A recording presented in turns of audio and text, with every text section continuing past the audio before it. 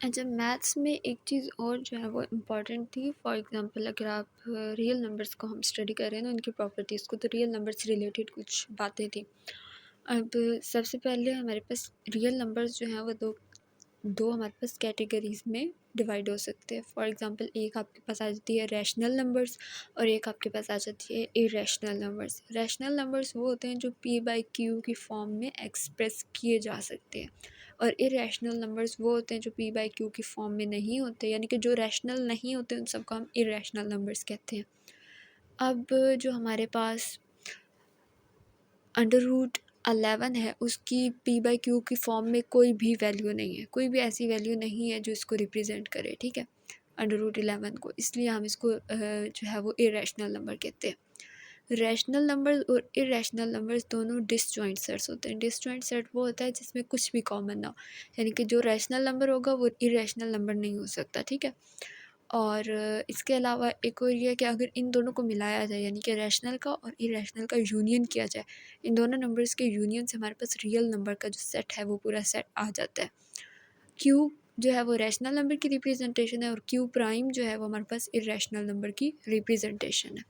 तो real numbers rational numbers में और इरेशनल नंबर्स में डिवाइड हो सकते हैं।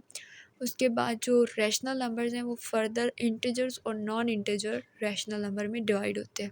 अब ये किस बेस पे होते हैं ये मैं आपको बताती हूँ।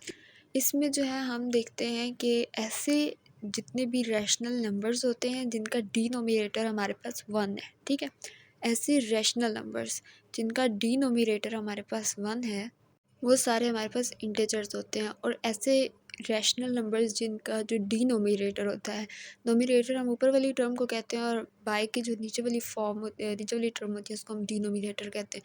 तो जिनका डिनोमिनेटर हमारे पास 1 नहीं होता, कोई और डिजिट होता है, फॉर एग्जांपल 13 हो गया, 12 हो गया, 25 हो गया, जैसे कि एग्जांपल में आपको नज़र आ रहा है, तो उनको हम क्या कहते हैं, नॉन इंटीजर रैशनल नंबर्स। फिर इंटीजर्स फर्दर आगे दो कैटेगरीज में डिवाइड होते हैं, नेगेटिव इंटीजर्स और होल नंबर्स।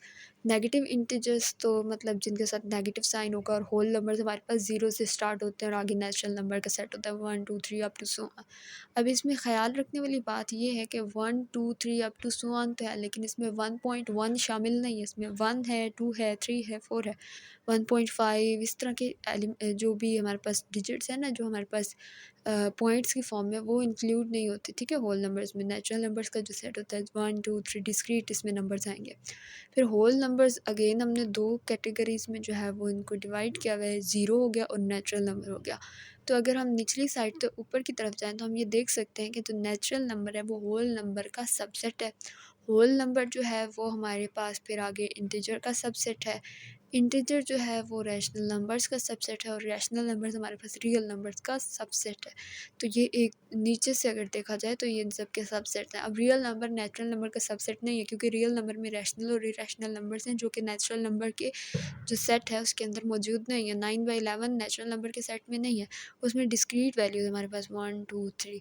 तो ये कुछ इंपॉर्टेंट बातें थी रियल नंबर से रिलेटेड जो कि इंपॉर्टेंट थी, और ये MCQs पॉइंट ऑफ व्यू से काफ़ी इंपॉर्टेंट थी, MCQs में आती होती हैं।